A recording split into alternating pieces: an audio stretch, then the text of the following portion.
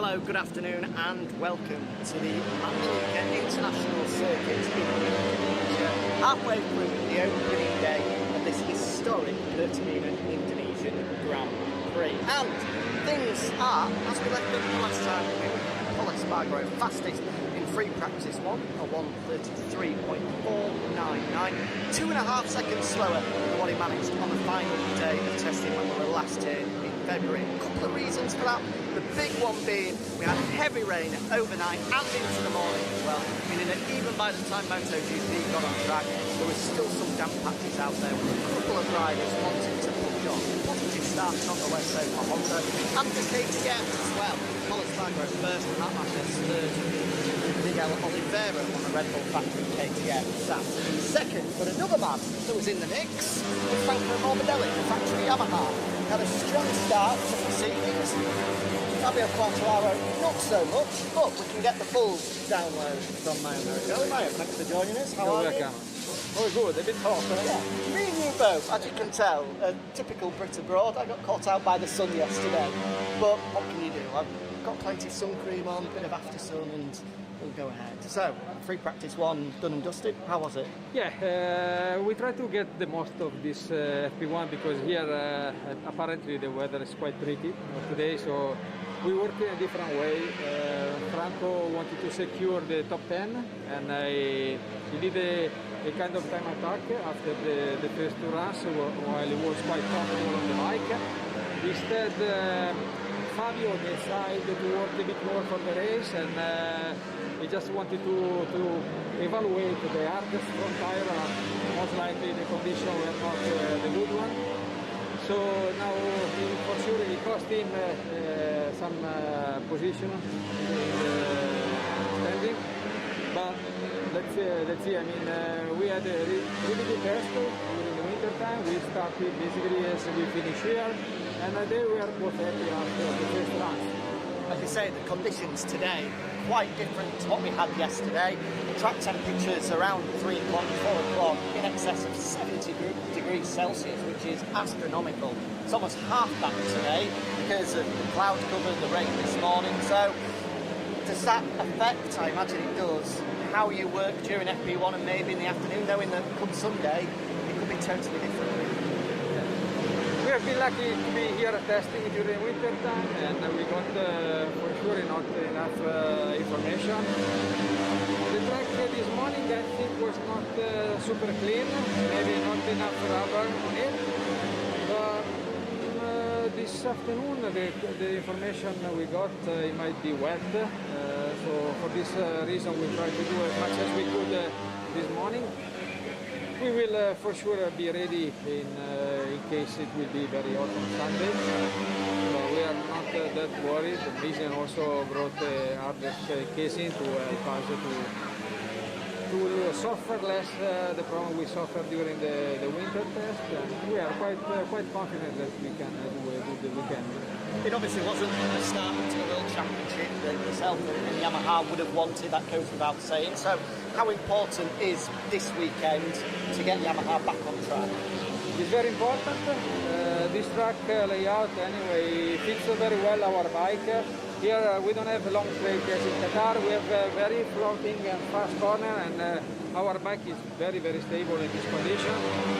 We proved it already in February, and we are, as I said before, confident that we can have our first revenge.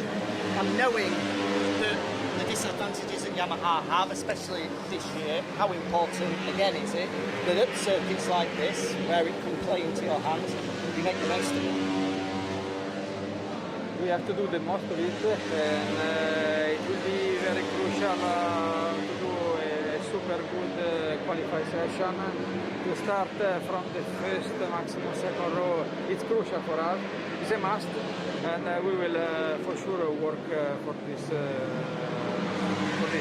Just finally, before I let you go get some lunch, we spoke in Sepang and you gave us a little update on Fabio's contract situation. A few weeks have passed since then. Is there any further update you can tell us at this point? At the moment, nothing that I can say.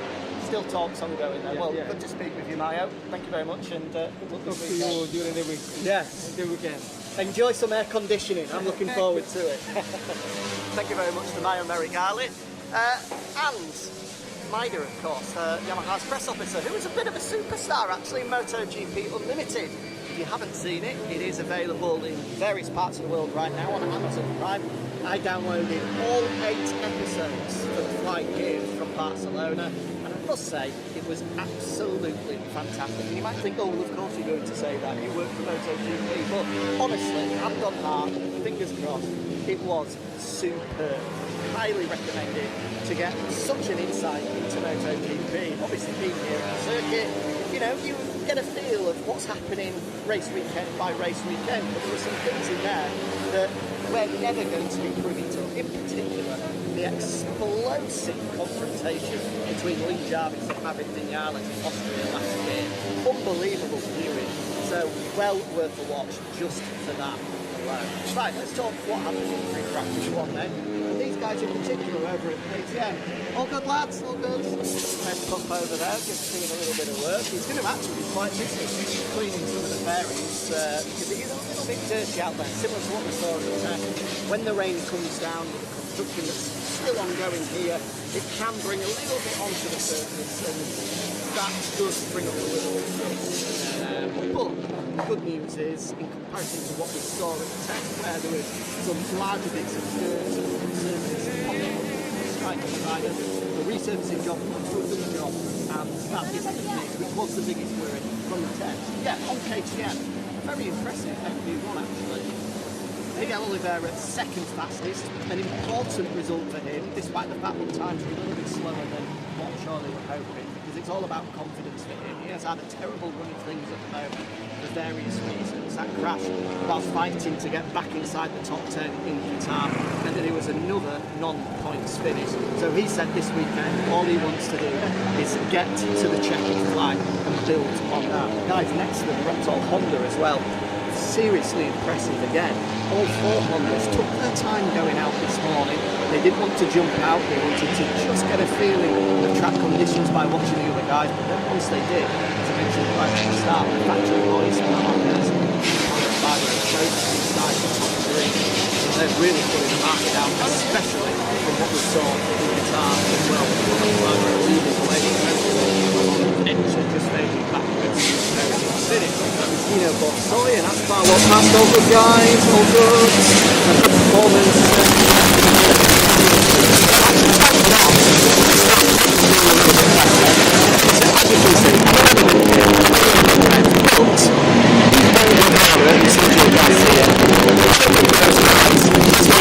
On Wednesday, decided to go out and enjoy various Ferraris beaches.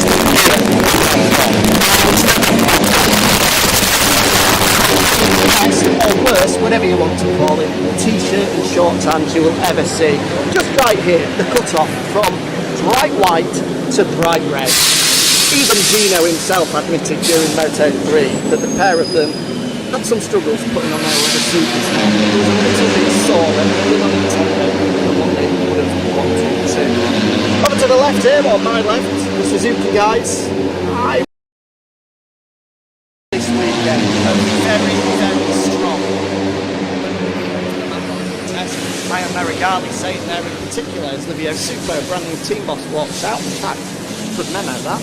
Make sure you have a listen to the Moto GP podcast, or watch of it actually on Twitch. You can do. He was the guest earlier. I'll just wrap it up though on Suzuki.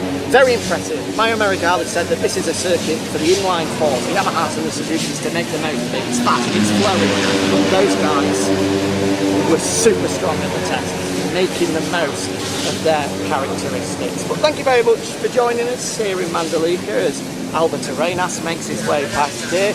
We'll have a quick look. Yeah, we will. Here we go. Here's Albert. How are you? He knows we're coming. What's up? All good, mate? All good. Hello. Good start to the day? Yeah. It was a nice day riding here in Mandalika. Track conditions were crazy, but we improved the layout, so later we'll go for it. You enjoyed the surfing on Wednesday? Yeah, a lot.